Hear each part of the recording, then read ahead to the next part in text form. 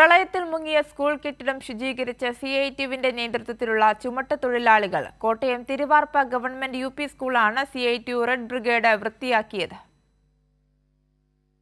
മുൻവർഷങ്ങളിൽ ദുരിതാശ്വാസ ക്യാമ്പായി പ്രവർത്തിച്ച Thiruvarppu government UP സ്കൂളും ഇക്കുറി പ്രളയത്തിൽ മുങ്ങി.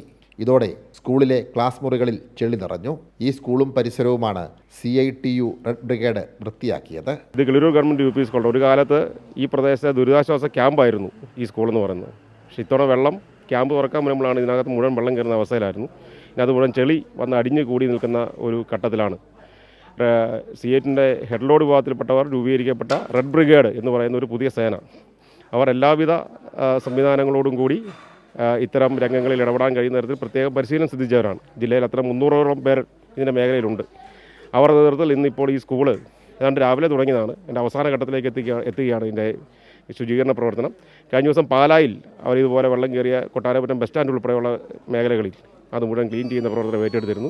ചുമട്ടുതൊഴിലാളികളായ CITUവിൻ്റെ 100ഓളം വളണ്ടിയർമാർ സന്നദ്ധ പ്രവർത്തനത്തിൽ പങ്കാളികളായി. 50 ആളുകളുണ്ടായിരുന്നു. രാവിലെ 9 തുടങ്ങിയതാണ്. നല്ല രീതിയിൽ ചെയ്യാൻ ഞങ്ങളെ കൊണ്ട് പറ്റി.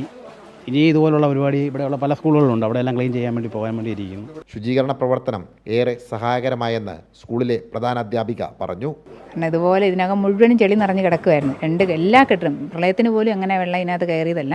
ഇപ്രാവശ്യം ശനിയാഴ്ച ഞങ്ങളുടെ ടീച്ചർമാർ 2 പേര് വന്ന് കുറച്ച് സാധനങ്ങൾ എടുത്ത് മേളിൽ വെച്ചു. അന്ന് ഞങ്ങളുടെ മെമ്പർ ഉണ്ടായിരുന്നു.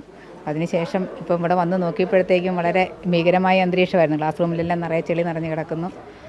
ഏതായിരുന്നാലും ഇങ്ങനെയൊരു സേവനം ഞങ്ങൾക്ക് ചെയ്തു തന്നതിൽ ഒത്തിരി നന്ദിയുണ്ട്. തിരുവാർപ്പ് പഞ്ചായത്തിലെ 3ഓളം സ്കൂളുകളാണ് ഇത്തരത്തിൽ CITUവിൻ്റെ നേതൃത്വത്തിൽ ശുചീകരിച്ചത്.